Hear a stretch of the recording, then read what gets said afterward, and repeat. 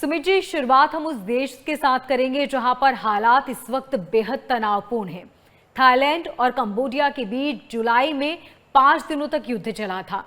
48 लोग मारे गए थे। हालात खराब होने के बाद अमेरिका ने सीज फायर करवाया था और कुछ वक्त तो हालात सामान्य रहे, लेकिन उसके बाद एक बार फिर से जंग शुरू हो चुकी है।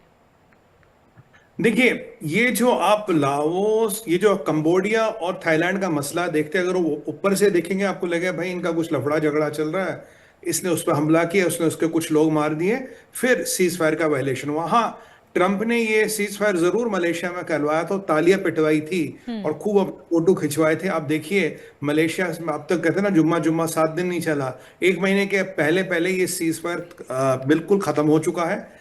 कारण क्या? देखिए, अगर आप इस युद्ध के अगर आप सुर्खियां पढ़े तो एक सुर्खियां, जी हाँ जी, हमला हुआ, उसने मेरे 4 मारे, मैंने इसके 6 मारे, सुर्खियों में तो इतना ही होता है।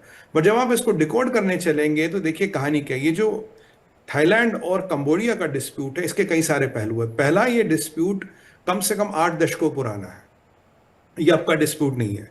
इनका कुछ बॉर्डर के ऐसे क्षेत्र, करीब 818 किलोमीटर का बॉर्डर है, जिसमें कुछ ऐसे क्षेत्र कहता है ये मेरा, ये कहता है ये मेरा। कुछ मोनेस्ट्रीज है, कुछ टेम्पल्स है, अच्छा कुछ हिंदू टेम्पल्स भी, जो कहता है वो मेरा क्षेत्र आता है, ये कहता है ये मेरा क्षेत्र आता है। वो इनके बीच तनाव का कारण मेनली है।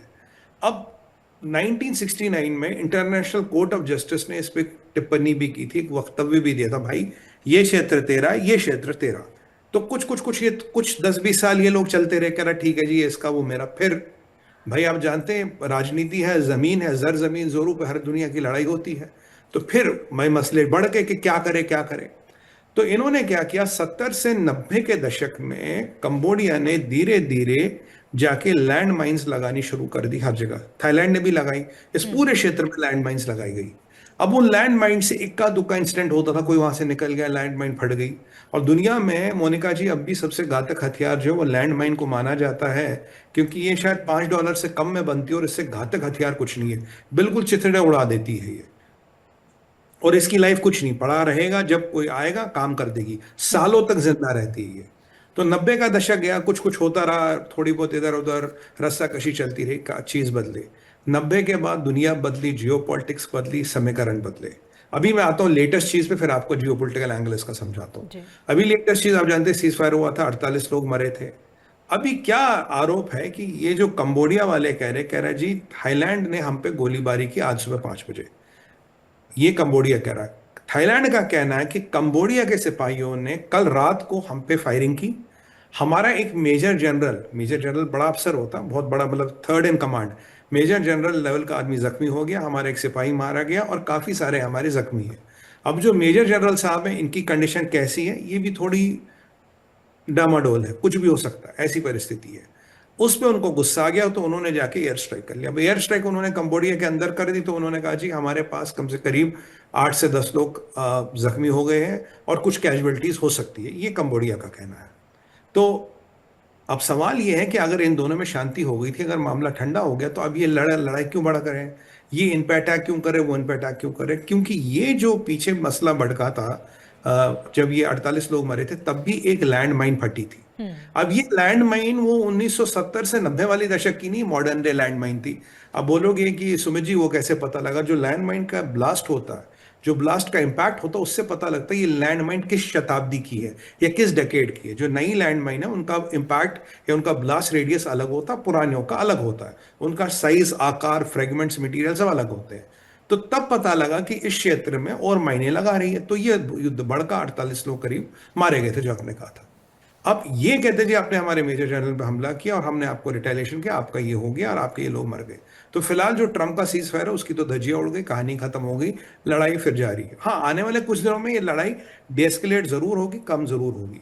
यहाँ एक चीज समझने की है, कंबोडिया की ये आर्मी लड़ रही है, ये थाईलैंड की आर्मी लड़ रही है। यहाँ कोई मलेशिया या कोई प्रॉक्सी पावर नहीं है, जिसे प्रॉक्सी पावर कहते हैं पॉलिटिक्स में, वो नहीं है, सेनाएं लड़ रही है। अब थाईलैंड की सेना जाहिर सी बात है भारी है कंबोडिया की सेना पे। तो अब आपका सवाल होगा सुमित भाई, अगर वो भारी है तो इनको मतलब किस कुत्ते ने काटा के जाके पंगे ले लो? क्यों ले रहे पंगे? ये सारे चार जियो पोलिटिकल होते हैं। देखिए, चाइना से अगर आप आएंगे नीचे की तरफ, लाओस, कंबोडिया, वियतनाम, और इसमें एक रिवर चलता है, रिवर का नाम है मीगोंग।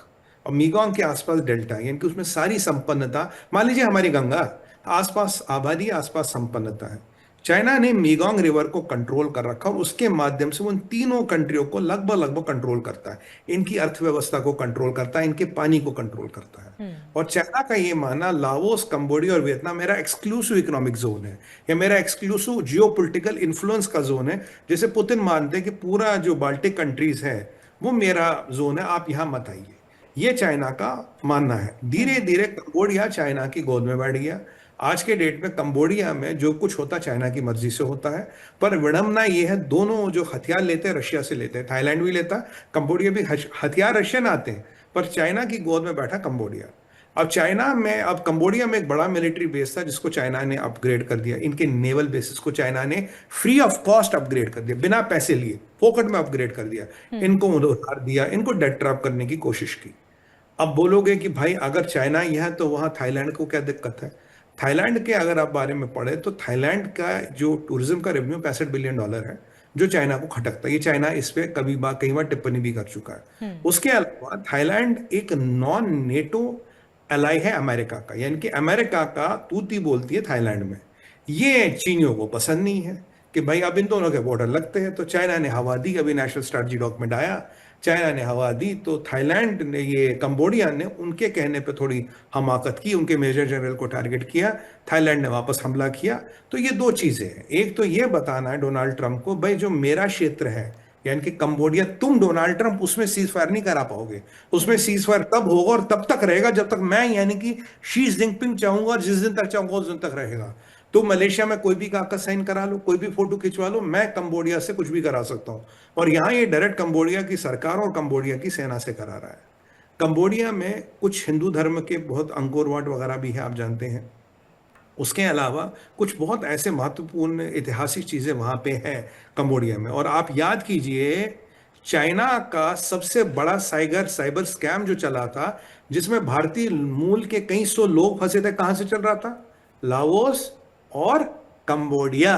कंबोडिया में यहां से लोगों को लिया गया नौकरी करने के लिए, वहां से साइबर स्कैम करा करा के भारतीयों से, भारतीयों का पैसा लुटवाते थे, कनपट्टी पे बंदूक रख के। तो लिटरली, अभी मेरे पास समय नहीं है, वैसे तथ्य बहुत है, बट अभी जो कंबोडिया है ये चाइना के हाथ में। और चाइना ये चाहता है कि जो यहां होगा मैं होगा, किसी भी तरह का इन्फ्लुएंस इसको मंजूर नहीं। और भारत के, वैसे भारत तो न्यूट्रल है, पर भारत के अगर आप टाइज देखोगे, व्यापार देखोगे, ट्रेड देखोगे, इंटरेस्ट देखोगे, वो थाईलैंड के साथ है। तो जो भारत का थाईलैंड के साथ रिलेशन है, भारत का जो अमेरिका के साथ धीरे धीरे रिलेशन बन रहा है, और जो नया नेशनल स्ट्रेटजी डॉक्यूमेंट आया है उसके बाद चाइना बौखलाया हुआ है। और याद कीजिए कल का शो, मैंने कहा इस डॉक्यूमेंट के बाद आप देखेंगे जहां जहां भी क्षेत्र में चाइना का इन्फ्लुएंस होगा, वहां आपको फ्लेयर अप मिलेगा। वो चाहे जापान हो, वो आपका साउथ कोरिया हो, और कहीं भी जहां जहां चाइना का अच्छा पकड़ है, वहां वहां वो कुछ ना कुछ हरकत करवाएगा। क्योंकि चीन कभी खुद नहीं लड़ता, वो अपने किराए के पट्टों से ये हरकतें करवाता है। ये कल जो थाईलैंड, इसने कंबोडिया ने किया, ये अनप्रोवोक्ड था। थाईलैंड ने उसका रिटेलिएशन किया और सुर्खी ये बनी। बट अगर आप इसके पीछे जाएंगे और 8 दशकों की कहानी देखेंगे हम, कहानी यहां होती है। और ये रुकने वाला नहीं है, ये कभी रुकेगा, कभी चलेगा, कभी रुकेगा, कभी फायरिंग। ये मतलब मान लीजिए ये लगभग लगभग वो पाकिस्तान अफगानिस्तान वाला सिनेरियो आपको यहाँ मोटा मोटा बनता नजर आ रहा है।